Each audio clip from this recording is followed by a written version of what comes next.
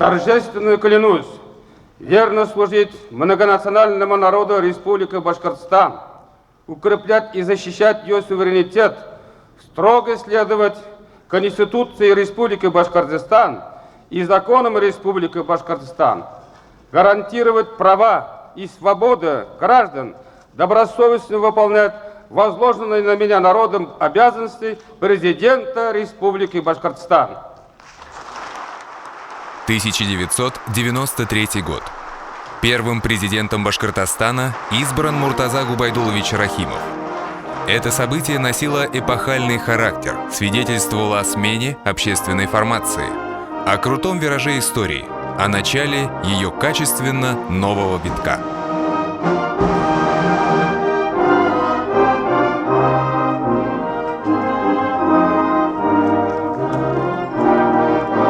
Президентами не рождаются, ими становятся. Муртаза Губайдулович Рахимов в этом отношении не исключение. Никто из друзей его детства не мог и предположить, что их товарищ и односельчанин через много лет станет крупным государственным деятелем России, руководителем Башкортостана. Вряд ли могли в нем разглядеть будущего президента и сокурсники по институту. Мы никогда не узнаем, какой надеждой тешился бывший фронтовик Губайдулла Рахимов, когда отправлял своего сына на учебу в Уфу. Возможно, мечтал, что его Муртаза станет, подобно ему, председателем колхоза. И это, наверное, было пределом его мечтаний.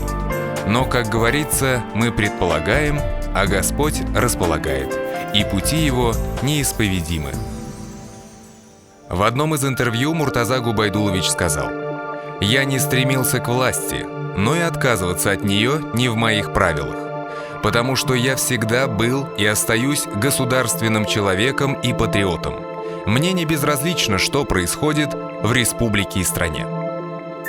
Судьба вознесла его на олимп власти, но не этот факт сам по себе станет предметом исследований для будущего историка, а то, какую роль в истории страны сыграла личность первого президента Башкортостана Муртазы Губайдуловича Рахимова.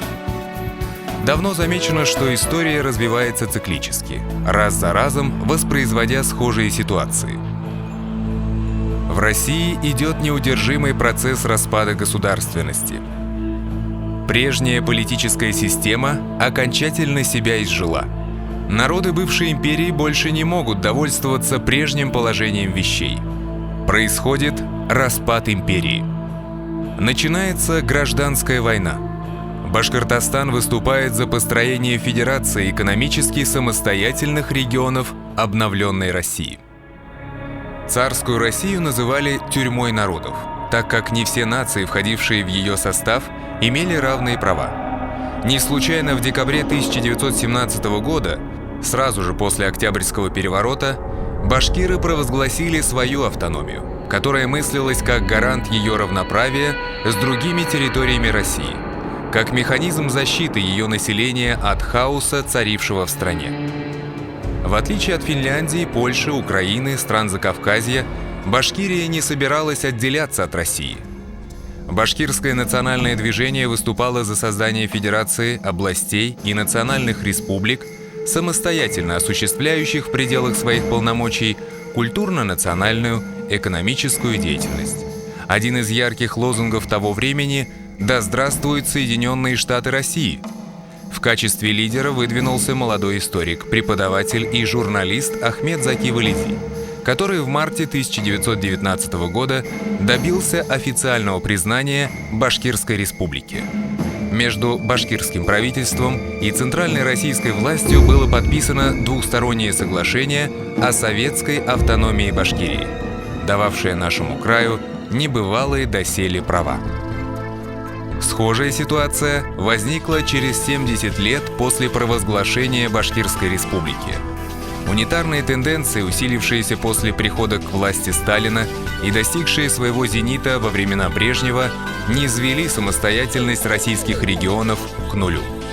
Центр выкачивал из регионов все ресурсы – финансовые, промышленные и продовольственные, оставляя российской глубинке ничтожный минимум, достаточный для полунищенского существования. 97% всех предприятий, располагавшихся в Башкортостане, подчинялись Москве, куда истекались все налоговые отчисления. Народ республики ничего не получал от эксплуатации природных богатств своего края. Российские регионы хотели большей самостоятельности, хотели построения подлинной федерации, основанной на региональном хозрасчете. Историческая необходимость потребовала появления на политической сцене человека, который сумел бы повести республику на новом витке истории. В Башкортостане конца 80-х годов прошлого столетия такой человек нашелся. Им стал бывший директор Уфимского нефтеперерабатывающего завода, прошедший длинный трудовой путь от оператора установки, начальника цеха, главного инженера до руководителя крупнейшего в республике нефтехимического производства. В 1990 году он избирается председателем Верховного Совета Республики и возглавляет движение за повышение статуса республики. Он сумел не только найти в себе мужество ответить на вызов истории, но и сумел соответствовать уровню поставленных задач. Как бы не ругали демократию, понятие демократию, я человек демократических убеждений. Демос народ, кратия власти. Это народовластие, народ должен править. И именно в условиях демократии Рахимов был выдвинут на пост председателя Верховного Совета Республики Башкортостан, Башкирской АСР. В этой жесткой борьбе Муртаза Губайдулович Рахимов набрал наибольшее количество голосов из 280 депутатов и стал председателем Верховного Совета. Это, да, действительно историческая необходимость. Если кто-то хочет вернуть нас к тому времени, когда республике выделялись пригородные электропоезда только после использования на московских маршрутах, то он никогда не найдет во мне союзника. Стремление центра осуществлять прежний, как во времена тоталитаризма, диктат власти, обречен на провал. Российская Федерация будет сильна, если будут сильны ее субъекты. Наша республика вправе на равных сотрудничать со всеми государствами, не унижаясь до уровня бедных родственников. Газета «Сельская жизнь», декабрь 1993 года. События развивались стремительно. 12 августа 1990 года в Уфе состоялся митинг, на котором тогдашний председатель Верховного Совета РСФСР Борис Ельцин заявил: «Я ответственно вам заявляю, что мы не допустим ошибки союзного руководства, которое 3 года тому назад при предложении союзных республик дать им самостоятельность отказало им в этом. И этим создало национальное напряжение. Нет, мы говорим башкирскому народу, народам Башкирии, мы говорим Верховному Совету, правительству Башкирии: вы возьмите ту долю власти, которую сами можете проглотить».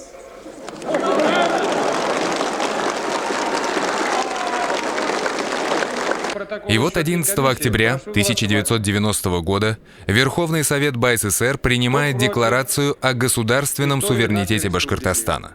А через 1,5 года, 31 марта 1992 года, в Москве состоялось подписание нового федеративного договора, закрепившего оформление обновленной России Российской Федерации.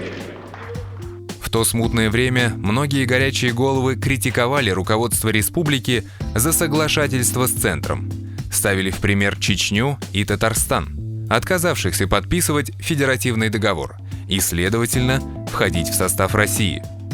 Однако соседнюю республику затем все же вынудили смягчить позицию, а в Чечне через 4 года началась операция федеральных войск по восстановлению конституционного строя, повлекшая за собой десятки тысяч жертв.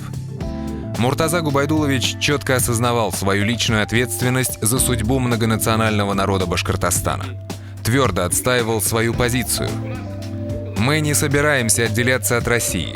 Мы хотим лишь самостоятельности в решении своих экономических, культурных и социальных вопросов». При этом местные националисты обвиняли Рахимова в предательстве интересов башкирского народа, а центр, наоборот, в сепаратизме, что подтверждает старую истину: «Всем мил не будешь». Но время подтвердило правоту его позиции.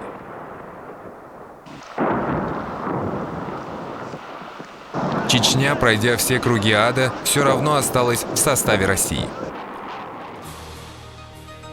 Именно благодаря политической прозорливости Рахимова нашим гражданам удалось избежать кровавых эксцессов межнациональной розни и крайностей сепаратизма. Он шаг за шагом шел к юридическому оформлению взаимоотношений между Башкортостаном и федеральным центром. 3 августа 1994 года между Республикой Башкортостан и Российской Федерацией был заключен договор о разграничении предметов ведения и взаимном делегировании полномочий. Необходимо было убедить федеральный центр, что у нас своя специфика. Необходимо было где-то даже заставить сесть за стол переговоров, где-то отказаться от такого подхода, который не подходил людям, которые живут в нашем регионе. Но все это укладывалось в логику развития общего государства, общей родины. Сегодня значение этого важнейшего юридического акта часто недооценивается или вовсе игнорируется. Массовое сознание, как правило, выносит суждения, исходя из собственных дилетантских представлений. Чтобы дать ему адекватную оценку, обратимся к историческим аналогиям и аллюзиям. 1919 год. Автономный статус Башкирской республики, закрепленный в соглашении с советской властью, давал ей возможность проводить самостоятельную экономическую политику. В Советской России свирепствовали методы внеэкономического принуждения, получившие название военного коммунизма. Село изнывало от продовольственной разверстки. У крестьян реквизировалась в пользу диктатуры пролетариата вся сельскохозяйственная продукция. В результате пришла хозяйственная разруха, а затем голод. На этом мрачном фоне единственным исключением был Башкортостан, руководство которого, широко толкуя данные им соглашением права, принимало все меры к ограждению населения республики от негативных последствий политики большевиков. Через 2 года, в 1921 году, Ленину пришлось признать правоту башкирского правительства самим фактом перехода к новой экономической политике – НЭПу, уже опробованному в Башкирии. Таким образом, Ахмед Заки Валиди предвосхитил многое из того, к чему затем пришла Россия. Как действовал президент Башкортостана в схожей исторической обстановке? Хотя схожей ее можно назвать лишь условно, ибо ситуация была зеркально противоположной. Если Валидову приходилось противостоять коммунистическому радикализму, то Рахимову – оберегать республику от крайностей дикого капитализма. Внезапный отказ государства в начале 90-х годов от своих естественных функций превратил Россию в машину, потерявшую рулевое управление. Это привело к расхищению национального богатства России, экономическому упадку и социальному расслоению общества. Как и подписанное в 1919 году соглашение с советской властью, так и заключение федеративного договора и приложение к нему от Республики Башкортостан в 1992 году, а также договора 1994 года о разграничении полномочий, создали эффект нейтрализации отрицательного влияния общероссийского фона на экономику республики. Экономическая самостоятельность позволила республике занять определенную выжидательную позицию, проводить реформы с некоторым интервалом, несколько отстающим от России, но позволяющим присмотреться к тому, что затевается в центре и что из этого получится. В одном из интервью президент сказал: «Наш путь к рынку отличается тем, что мы не увлеклись разрушением старых форм организации экономической жизни, без создания новых структур и механизмов, сумели обеспечить относительно целостную систему социальной защиты населения». Если мы говорим о правовом государстве, о правовом пространстве, вот это наглядный пример, как, оставаясь в правовом пространстве, можно было создавать ситуацию выхода из той системы, которая была разрушительной для данного региона. То есть договорились, создали новые юридические документы и в рамках этих договоренностей проводили всю политику. Это, наверное, самый цивилизованный путь решения очень сложных проблем, когда никто не знает, как оно будет в будущем.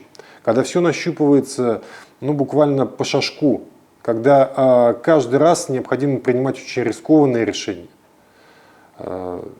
Такая ситуация в политике – это, в общем-то, ситуация очень большой ответственности. Некоторые положения российских реформ в республике так и не были реализованы. Например, не допущен диктуемый сверху ускоренный распуск колхозов и совхозов. Во многих регионах с опозданием осознали ошибочность политики молодых реформаторов, предлагавших плюнуть на село, мол, рынок сам все разрулит, сам по себе возникнет класс фермеров, который и село газифицирует, и дороги построит. Не учли одного. Фермерами могут быть 3-4% сельского населения. А куда деть остальных? Получается какой-то социал-дарвинизм, то есть спасайся, кто может. Перед Рахимовым стояла непростая задача – максимально безболезненно адаптировать село к рыночной экономике. А в результате разумной аграрной политики президента удалось не только сохранить достижения советского периода, но и подняться на новые высоты. По объемам производства сельскохозяйственной продукции республика стабильно входит в первую тройку в Российской Федерации. Башкортостан способен обеспечить свою продовольственную безопасность практически полностью хлебом и до 80% другими продуктами питания. Проводится очень эффективная политика импортозамещения. Мы наблюдаем, как активно развивается сельхозпереработка. Это очень важные моменты, потому что в условиях подорожания импортных продуктов, резкого подорожания, мы с вами имеем возможность потреблять отечественные продукты питания, достаточно доступные по цене для всех слоев населения нашей республики. Одной из характерных черт автономного НЭПа в Башкирии 1919-1920 годов была собственная промышленная политика. Башкирское правительство не торопилось проводить сплошную национализацию предприятий, тем более не запрещало им вести предпринимательскую деятельность, как это было на территории Советской России. Аналогичным образом, юридически оформленная самостоятельность Башкортостана в принятии решений позволяла руководству республики отойти от буквального копирования экономической политики федерального центра. Будучи производственником, Рахимов понимал, что монетаристский курс либеральных премьеров ельцинской эпохи не решают проблемы реформирования отечественной промышленности, которой требовалась структурная перестройка, инновационный прорыв и инвестиции. Не в правилах Рахимова было идти за слепыми поводырями. Время доказало его правоту. Сегодня даже в Америке приходят к мысли о необходимости государственного регулирования экономики. Надо ли об этом говорить или нет, что именно президентство Рахимова пришлось, конечно, на очень сложные годы, когда экономика переходила от командно-административной экономической системе к рыночным отношениям. И если посмотреть в историю, то практически Россия в целом и большинство из ее регионов пошли таким путем, что отдали все на откуп рынку. Башкирия здесь немножко отличалась от других регионов тем, что она не забыла о необходимости государственного регулирования экономики. Это дало свои положительные результаты, потому что какие-то негативные последствия вот этого переходного и постперестроечного периода удалось нивелировать, где-то сохранить тот потенциал, серьезный экономический потенциал, который у нас был в советское время, где-то его развить. Вот примером, в частности, является агропромышленный комплекс, который республика развивала и развивает. Муртаза Губайдулович Рахимов всей своей деятельностью превращал Башкортостан в опорный край державы. И это ему с успехом удалось. Республика по сумме налоговых сборов входит в десятку субъектов федерации, которые пополняют 2/3 доходов федеральной казны. За годы президентства Рахимову удалось не только развить старые традиционные секторы экономики, но и создать новые. Вот еще до того, как Дмитрий Анатольевич Медведев провозгласил свой принцип 4И, основные принципы реформирования жизни нашего общества – это институты, инфраструктура, инвестиции, инновации. У нас уже в республике было создано Министерство промышленности, инвестиционной и инновационной политики, специалисты которого разработали региональную стратегию инновационного развития. Были приняты соответствующие комплексные программы инновационного развития Республики Башкортостан. И для нас сегодня ведь уже не новость, так сказать, не вызывают так сказать, какого-то непонимания такие слова, как технопарк, бизнес-инкубатор. Мы сегодня продвинулись настолько далеко в своем инновационном развитии, что мы ставим задачу о том, чтобы вокруг наших сырьевых предприятий, которые обладают экспортным потенциалом, формировать инновационные кластеры экономики, мощные, конкурентоспособные в мировом масштабе кластеры. Сегодня по объему валового регионального продукта республика входит в первую десятку субъектов России, а по многим показателям занимает ведущие позиции. Высокий уровень экономического потенциала и низкие риски превратили в последние годы Башкортостан в один из самых инвестиционно привлекательных регионов России. Два известных мировых рейтинговых агентства Standard & Poor's и Moody's присвоили экономике Республики Башкортостан высокие кредитные рейтинги. Активными инвесторами выступают Германия, Бельгия, Турция, Нидерланды, Китай и другие страны. В связи с этим удалось привлечь инвестиции. И опять же я здесь вижу правильную экономическую политику и профессионализм наших руководителей в том, что акцент делался не столько на портфельные инвестиции, на кредиты, займы, сколько на прямые инвестиции. Инвестиции, которые идут в реальный сектор экономики, которые позволяют реализовать крупные инвестиционные проекты, создают новые рабочие места, а следовательно повышают благосостояние населения.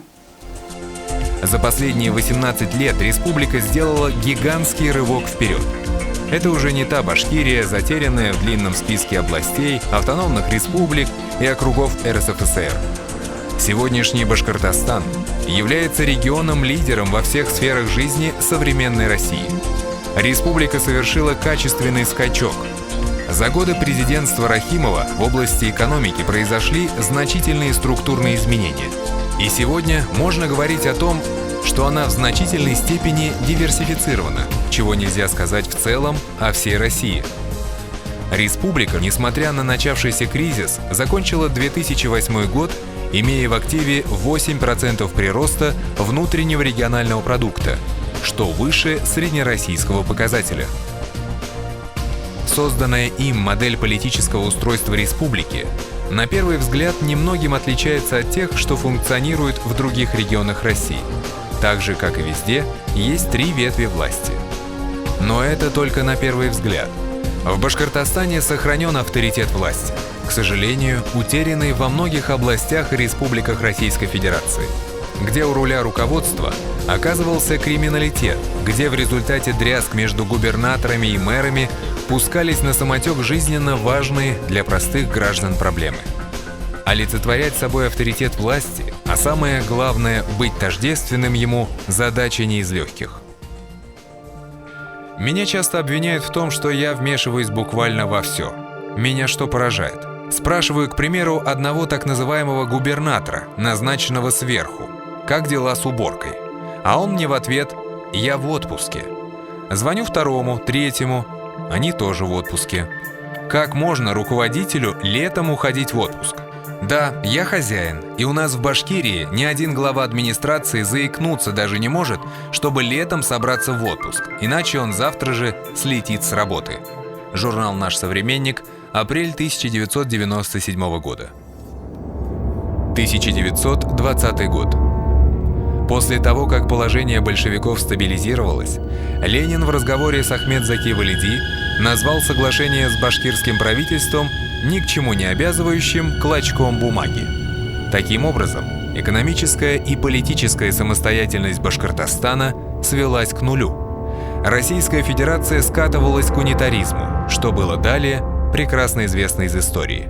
Тоталитарная диктатура Сталина, репрессии и, в конце концов, гибель суперцентрализованного монстра Советской империи, погибшего под тяжестью собственной массы.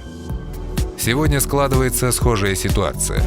Опять обозначился унитаристский крен в региональной политике федерального центра. У юристов есть такой вот присказка, что ли, вот, и задают вопрос за границей, каково соотношение обычая и договора. Ну, это правовые категории. И отвечают, в России существует обычай не соблюдать договора. Но это, конечно, очень жаль, но, к сожалению, это так. Если выстраивание вертикали власти до известной поры было продуктивным, то дальнейшая централизация управления может повлечь негативные последствия. Прекрасно понимая, что несправедливость межбюджетных отношений, существующих сегодня между центром и регионами, порождает иждивенчество у дотационных регионов, а у доноров убивает стимул к развитию, президент республики не раз высказывался в пользу изменения существующей системы.